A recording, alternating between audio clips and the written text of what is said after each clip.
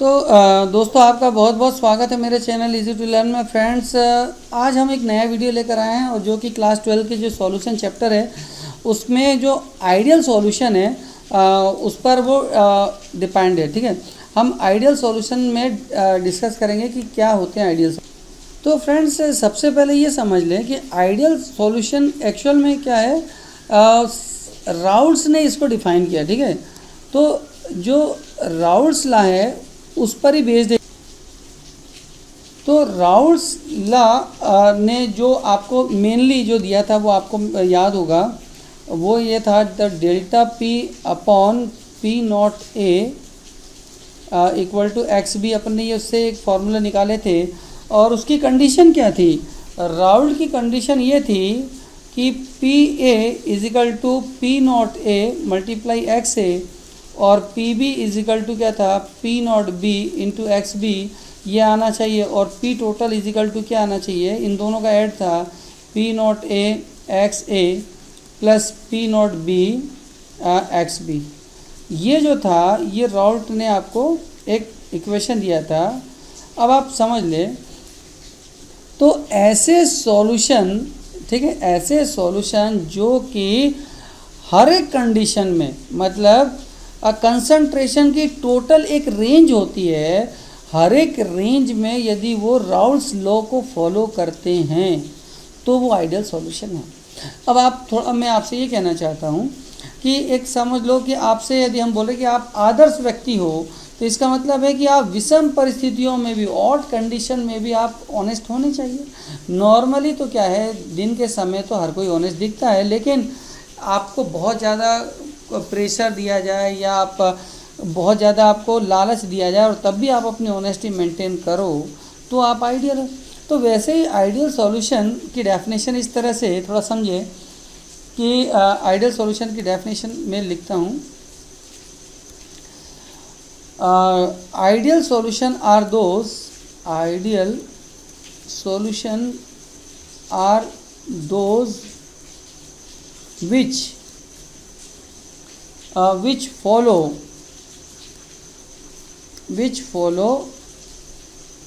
Raoult's law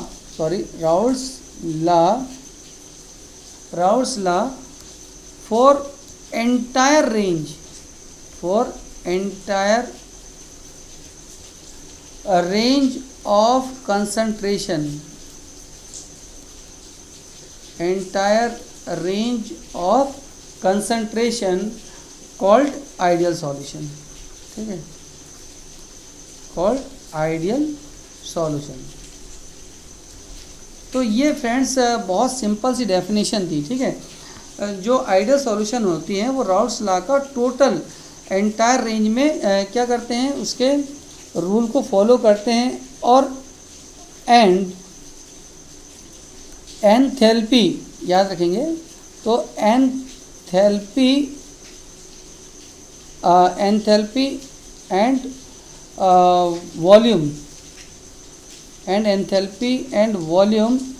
remain constant.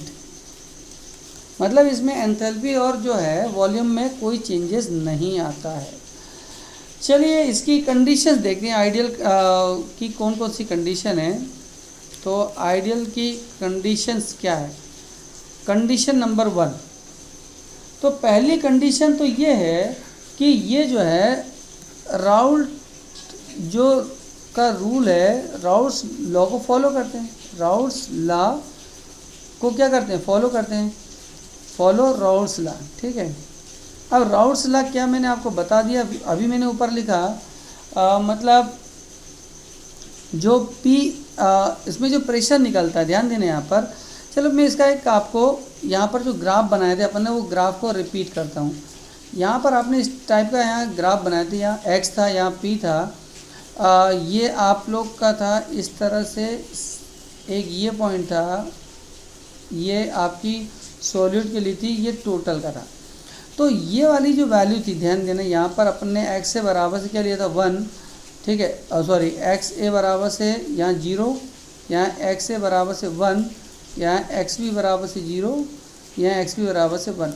तो ये जो प्रेशर आ रहे थे, चाहे ये वाला प्रेशर आ रहा हो यानी पी ए हो, ये वाला प्रेशर हो पी बी हो, या ये प्रेशर हो जो टोटल है पी टी हो, ये जो तीनों प्रेशर है, इन प्रेशरों की थ्योरेटिकली वैल्यू, इन प्रेशर की थ्योरेटिकली वैल्यू इस इन तीनों प्रेशर की ऑब्जर्विंग वैल्यू से सेम आना चाहिए।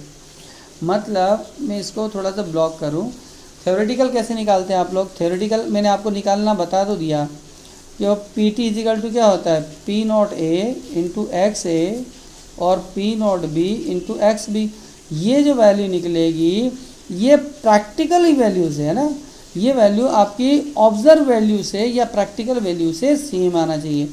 जो ऑब्जर्व वैल्यू है जिसको हम लोग किससे निकालते हैं, बाय प्रैक्टिकल निकालेंगे। सपोज़ करो आप इसमें कोई भी बैरोमीटर खासकर यूज़ करते हैं, ठीक है।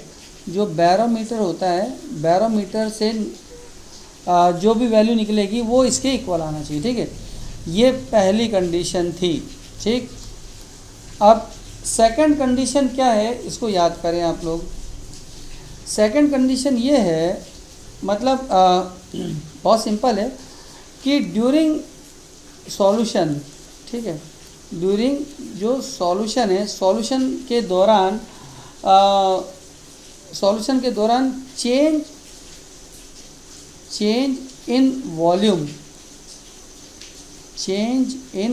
जिसको हम लोग क्या बोलते हैं, डेल्टा वी मिक्सिंग, हाँ, चेंज इन वॉल्यूम इज़ 0।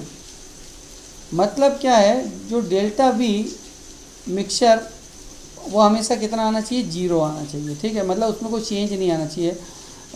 ऐसा क्या है इसका मतलब, देखो, मतलब मैं ये कह रहा हूँ कि आपने यहाँ पर एक आपका ये ए है, ये बी है, और आपने इन दोनों को मिलाकर इस तरह से बना दिया, ठीक है, ए डैश बी।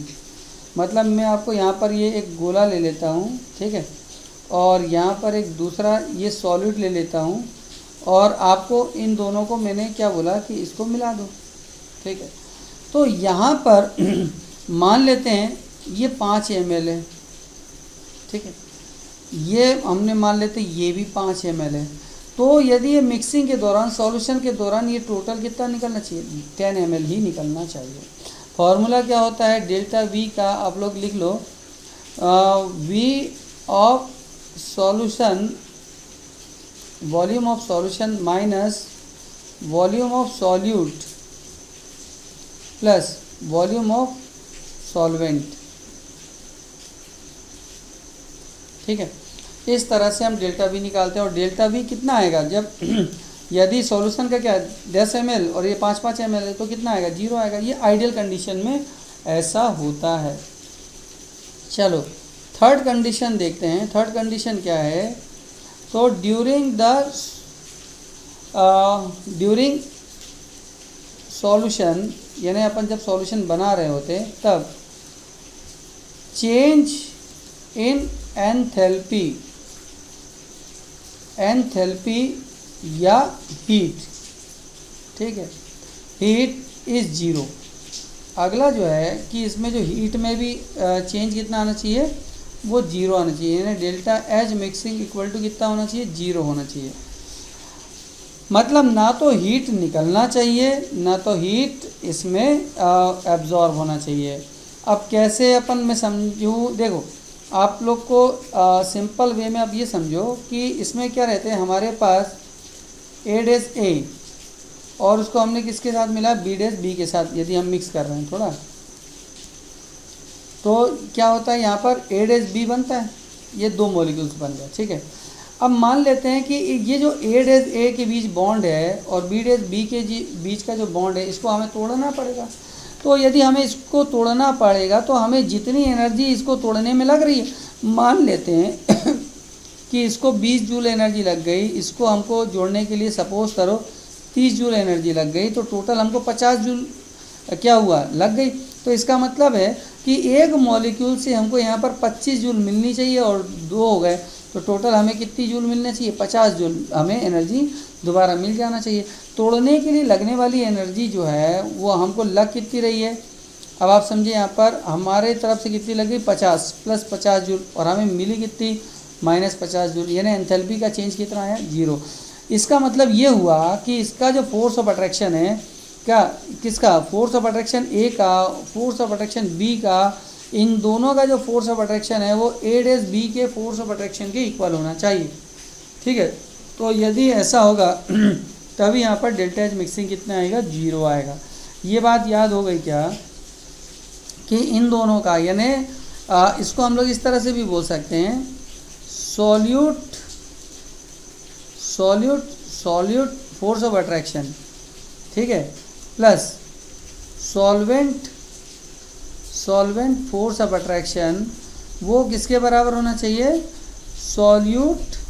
सॉल्वेंट के फोर्स ऑफ अट्रैक्शन के बराबर होना चाहिए।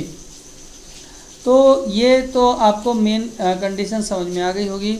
चलिए 3 कंडीशन के बाद हम कुछ एग्जांपल्स लिखते हैं।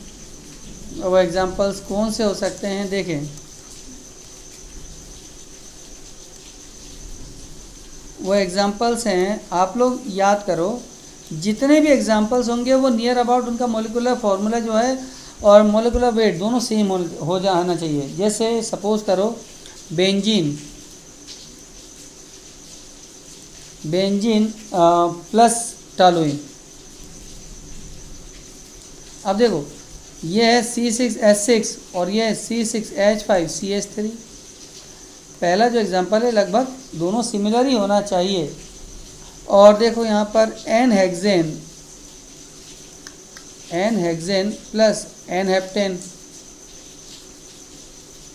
देखो इनका अभी भी क्या है, यहाँ पर लगभग दोनों का सिमिलर ही फॉर्मूला होना चाहिए, है ना, तभी ये आइडियल सॉल्यूशन होते हैं। और वैसे भी बता दूँ डायल्यूट कंडीशन में तो ज़्यादातर जो सॉल्यूशन होते हैं वो आइडियल होते हैं, लेकिन हर एक मैटर पर नहीं होते हैं। और देख लेते हैं, जैसे यहाँ पर हम ले लेते हैं एथिल ब्रोमाइड और एथिल क्लोराइड, ये भी आइडियल सॉल्यूशन ही है। ठीक है, तो फ्रेंड्स ये हमारे आइडियल सॉल्यूशन की मैंने आपको डेफिनेशन भी बता दिया और कुछ एग्जांपल्स पर हमने थोड़ा सा डिस्कस कर लिया। तो फ्रेंड्स ये हमारा छोटा सा वीडियो था, और अब अगले वीडियोज़ में हम लोग नॉन आइडियल सॉल्यूशन पर डिस्कस करेंगे। ठीक है, तो आप लोगों ने यदि मेरे चैनल को सब्सक्राइब नहीं किया तो सब्सक्राइब कर लें ताकि आपको आने वाले वीडियो कंटिन्यूस मिलते रहे। Thank you very much.